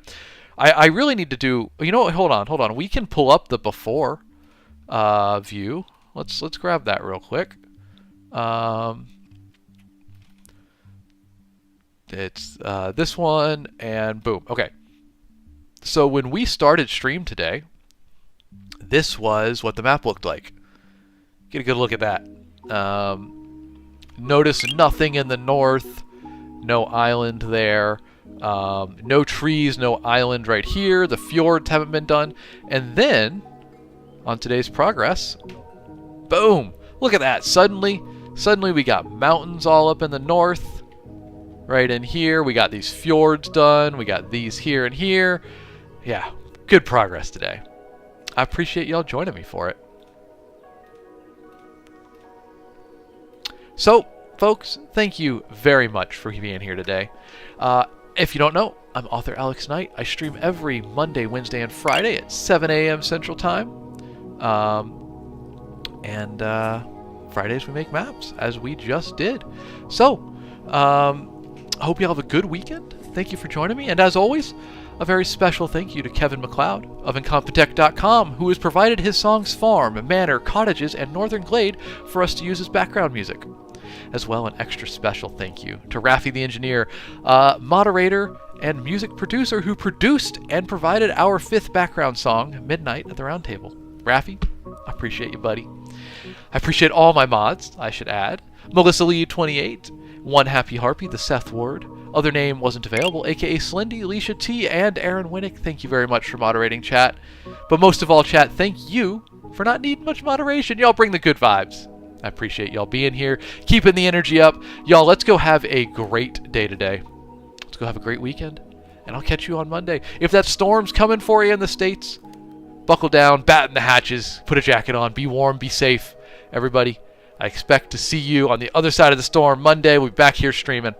Until then, be excellent to each other, and I'll catch you next time, folks. Have a great one.